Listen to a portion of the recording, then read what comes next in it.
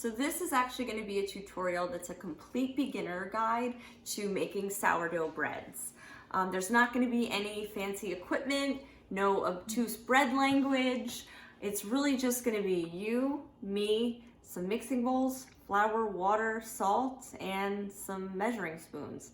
That's really it. So let's get started. First thing we're gonna get started with is our starter. And what is starter? So starter is basically an active form of the yeast that you're going to basically buy in those little packets at the store. The reason that we're making that is because we wanna get that nice sourdough flavor, which comes from the active yeast cultures that we're gonna actually make right in our very own kitchen. These are the ingredients that we're going to need for our sourdough starter. Filtered water, flour, a glass jar or container, and something to mix with. So now let's take those things and we're gonna combine them all, and that's really gonna be step one. So I'm using here half a cup of filtered water. It's important that you use filtered water for your sourdough starter because the chlorine in your tap water can actually kill the yeast. So that's why we're using, you can also use bottled water, that's fine. I have here a cup of plain old-fashioned all-purpose unbleached flour. And I'm just gonna pour that right into my jar. I have a glass jar. You definitely wanna use glass so that you can see all the bubbles forming. And you can really see the starter becoming active and make sure that everything's going well. So definitely recommend using a glass jar or container. And then you're just basically gonna take a spoon or some sort of mixing tool and you're just gonna mix it. So after this is all good and incorporated, all the water and the flour, basically you're just gonna put a lid on it like so. Cover it nice and tight and leave it in a room that's room temperature, about 70 degrees. Don't leave it in a room that's super cold. Don't leave it in a room that's super hot. You just want it room temperature. I'm just gonna leave it right out on the counter and then I'm done. Okay, so it's now been overnight or 24-hour period, and you probably are starting to notice that your starter is looking a little bit different than the day before, which is great. It means our sourdough starter is officially underway. You'll see that it's probably a little bit slimy, it's maybe a little bit soupy, and it's definitely gonna start to have an odor, a pretty pungent, funky smell. That's all good. That's your yeast growing right there, and that's exactly what we want. So what we're gonna do now is we're gonna start the process of feeding and discarding our starter. And what we are trying to do is replenish that fresh yeast so that our flour can grow nice and big and it's ready to use in our bread. So we're just gonna take a kind of a standard measuring cup here, and we're gonna take our starter and we're gonna dump some of it out. And I know it's very sad. Bye, starter. There's definitely a methodology behind how much you wanna discard and how much you wanna keep, but I'm gonna make this very simple for you. Make sure you have enough starter to cover the bottom of your jar.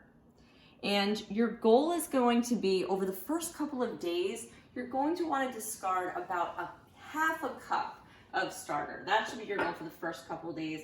I'm like just shy of half a cup here after day one. And then after day 3 and 4, you're gonna wanna try to get to 3/4 cup of discard. And then by the final 6 to 7 days, you wanna discard about 1 cup. Again, every day you're gonna see your starter growing and growing and growing, and you wanna replenish that growth with fresh flour and fresh water.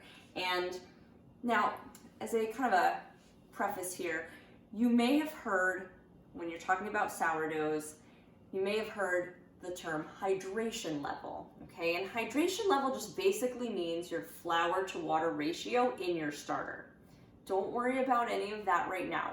We're going with a basic sourdough starter. So you're going to use the same thing we did the other day. We're going to add to this half a cup of filtered water and 1 full cup of all-purpose unbleached flour. And this is just a really good basic starter. If you want to start, once you master this, if you want to start experimenting with more advanced hydration levels or changing it up or changing your flours, you completely can. But we're just going to keep it nice and basic for now. Again, I'm just going to mix this, and then I'm going to put my lid on and I'm going to leave it overnight again. And you're just going to keep discarding and adding flour really for the next, again, 6 to 7 days. If you skip a day, don't freak out. Just don't let your starter go more than 48 hours without giving it a little food. So I'm gonna put my lid on, set my jar on the side here, and then I'll see you back in 7 days, and then we're gonna get ready to start making some bread. How crazy is that? Have fun. So it's been a week. How'd you do with your starter? Did you feed it? Did you forget to feed it? Did you watch it grow and bubble and fester and ferment? Let's see how mine did. Okay, so, oh, perfect. It's nice and bubbly. It's definitely very smelly. Definitely an unctuous odor. And you can see it even overflowed a little bit, but that's all good. Now we're actually ready to make what's called our levain. And a levain is basically just going to make the sourdough bread rise. That's its purpose. So I have here, in addition to my starter, I have 1/3 cup of water, unfiltered. So I'm just gonna add that here. Then I'm going to actually take a tablespoon, and I'm gonna add 1 tablespoon of starter to the water. You can see it's actually floating on top a little bit. That means that your starter is ready. That's a good sign if your starter is floating in the water. And then I'm going to take 1/2 cup of unbleached all-purpose flour. I'm gonna add that as well. Okay. Then I'm just gonna mix this. And yes, I know you're thinking, a tablespoon? I did all that work for a tablespoon? But look how much starter you have left over, and you're gonna be able to use it for so many different things, like pancakes or waffles or pizza doughs. Or you're just gonna leave it in the back of the fridge and forget that you ever made it. Whatever makes you happy, but we're here now, we're making bread, you're doing amazing. Okay, so that's all mixed. Now what I'm gonna do is I'm gonna take some plastic wrap, and I'm just gonna wrap this. I'm gonna leave it on my counter overnight. And then when you wake up in the morning, you're gonna see that your levain is nice and bubbly and light and airy and liquidy. Okay, and your starter at this point, again, if you're not gonna use it, if you're not gonna be making bread for a while, this is good to go in the fridge. You can just put a cap on it, leave it in the fridge, and you'll only have to feed it like once every 10 days or so. So the hard work is done there. Now we can get started on our bread. Leave this overnight, and I'll see you in the morning. It's dough day. We get to make dough today. This is very exciting. Your levain sat overnight, and now we're gonna take a look at it. So let's see how it turned out. It should be nice and bubbly and a little smelly. Yeah, that's perfect. That's exactly what you wanna see. See all those little bubbles that have formed? I told you it would look different. So now what we wanna do is we wanna add 2 cups of water to this. I have 2 cups filtered water. And if you wanna make sure this is ready, if you're not sure if it's ready to go to start making your dough, you can just scoop a little bit out and put it in water. And if it floats, that means it's ready. So I think this looks pretty good. So I'm gonna add 2 cups of filtered water, and see how it all floats to the top? That's exactly what you wanna see. It means it's light and airy and ready to go and make some sourdough magic. Now I'm gonna take my flour. I'm gonna grab some unbleached all-purpose flour. And you always want to go from flour to cup, not cup to flour. Otherwise your bread might be too dense. So I'm just gonna give this a little quick stir. And I'm gonna start pouring this in. Yes, it's a little messier, but overall you're gonna have a much better product. So we're just gonna pour this, get it nice and level using our knife. And you're gonna add 5.5 cups of flour. If you have bread flour, that's completely fine. If you wanna incorporate some whole wheat flour, that's totally fine. I just have the regular all-purpose and it works just fine. Okay, so now I'm on my last half cup of flour here. And the recipe that I am using to make this bread is from Tartine Bread, which is a book that is basically the holy grail of bread making. It's by a guy named Shad Robertson. Highly recommend if you want to learn more about bread and bread making. Okay, so my 5.5 cups are incorporated. Now I'm going to start mixing. You can use your hands. You can use one of those rubber spatulas. I'm just using a good old-fashioned wooden spoon here. And you're just going to mix this until all of the water, all of the levain, all of the flour is incorporated. It's going to start to really form.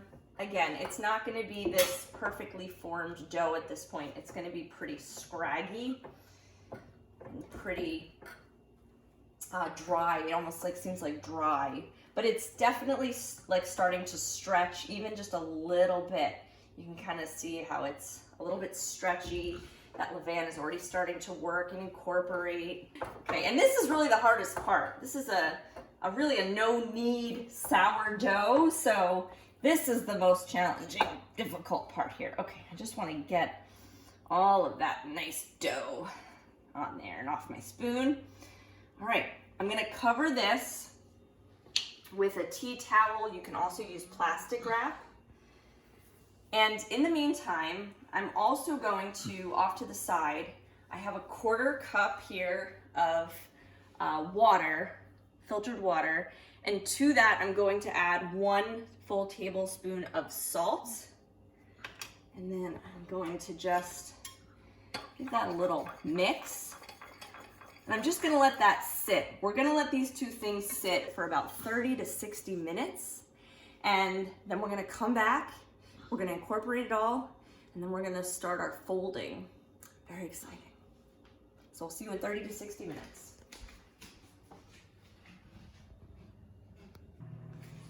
So it's been about 30 minutes, maybe a little bit longer, maybe an hour. Now we're gonna check on our dough.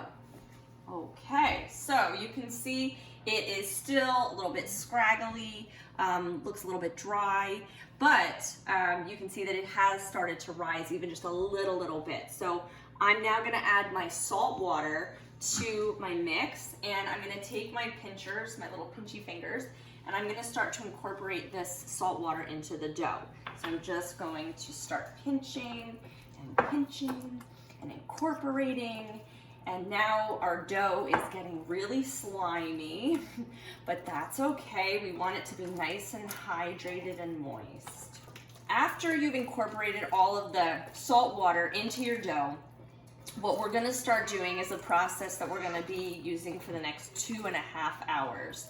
We're going to take this dough, we're gonna stretch it to the middle, we're gonna turn it, we're gonna stretch it up, we're gonna bring it to the middle, we're gonna stretch it up, we're gonna fold it to the middle. This is called folding.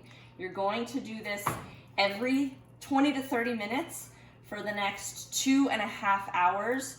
So by a 2.5 hour time frame, you should have done this about 6 times. So we're gonna just keep stretching, folding, and every time you stretch and fold the dough over, you're going to notice that it's gonna get more stretchy and more elastic. When I'm not folding my dough, it's covered with a tea towel in a nice warm spot, and then I'll see you guys back here in about 2.5 hours. Keep stretching that dough.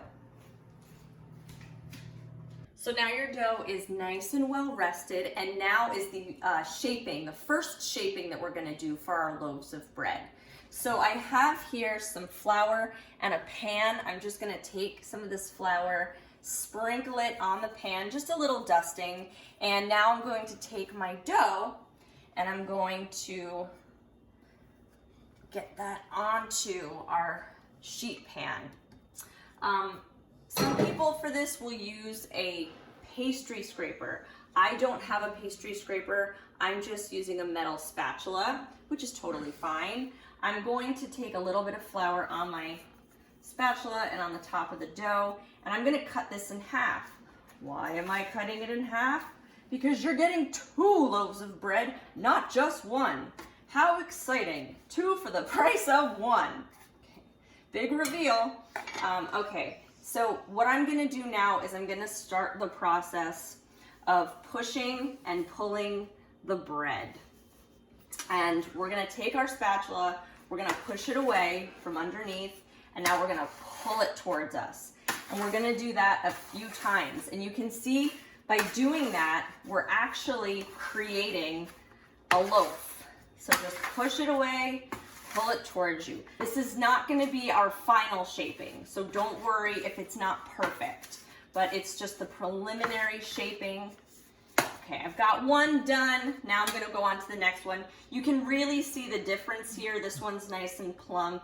This one is obviously much flatter. That's why we do this step. So I push it away from underneath.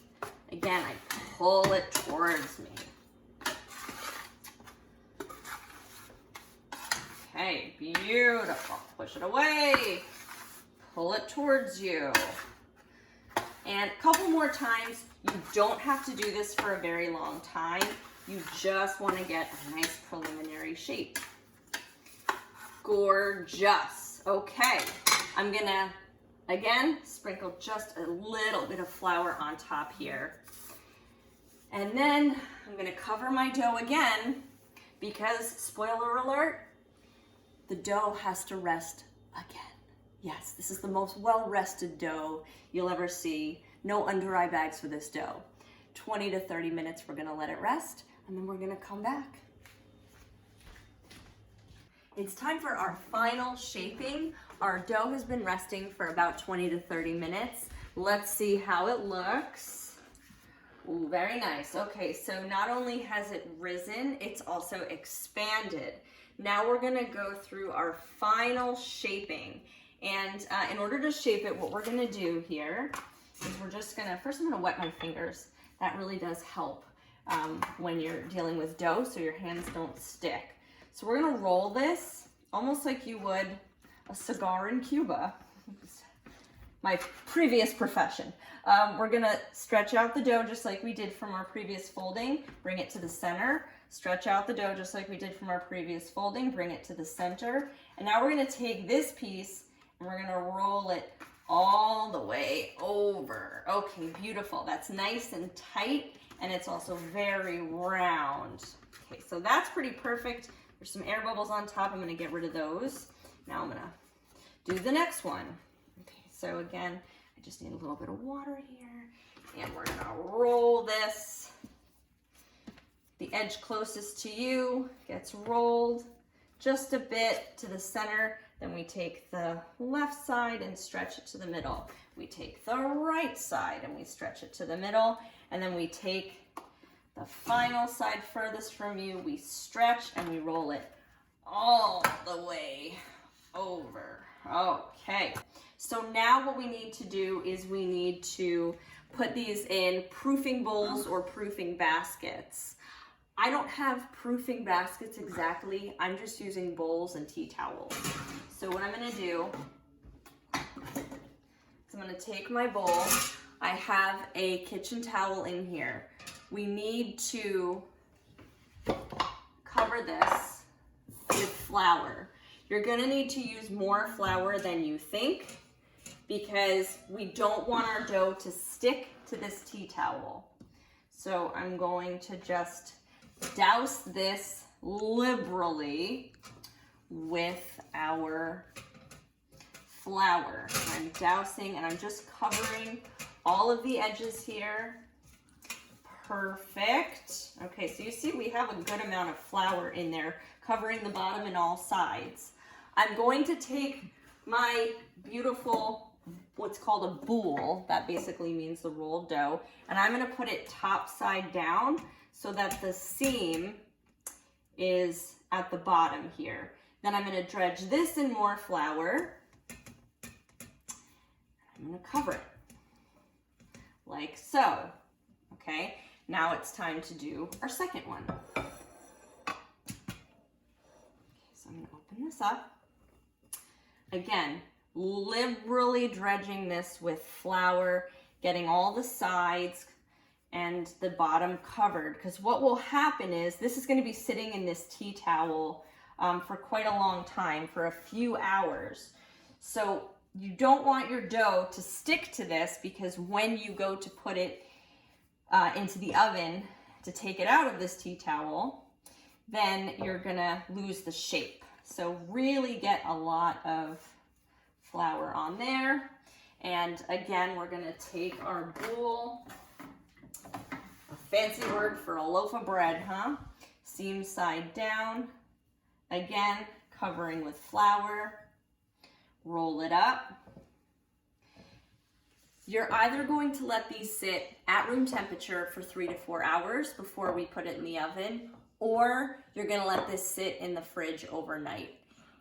It's recommended to let it sit in the fridge overnight because it slows the proofing process and the bread just gets a much better rise when you put it in the oven.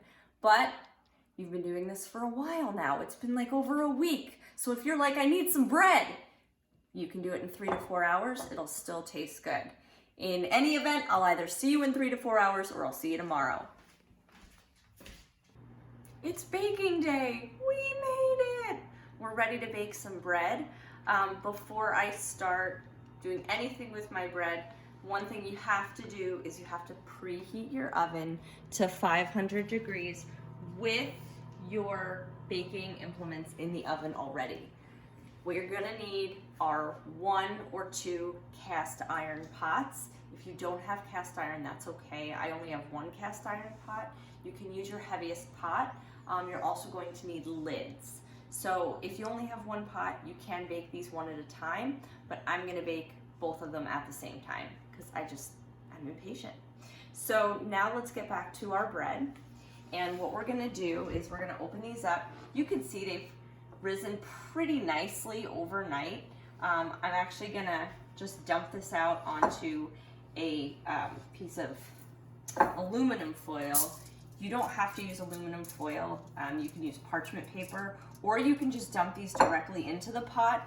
I just want to show you the lameing process. So there's loaf number 1, and here's loaf number 2. And again, these are, remember, top side down. So you're gonna plop them on there. Okay, and these are the tops.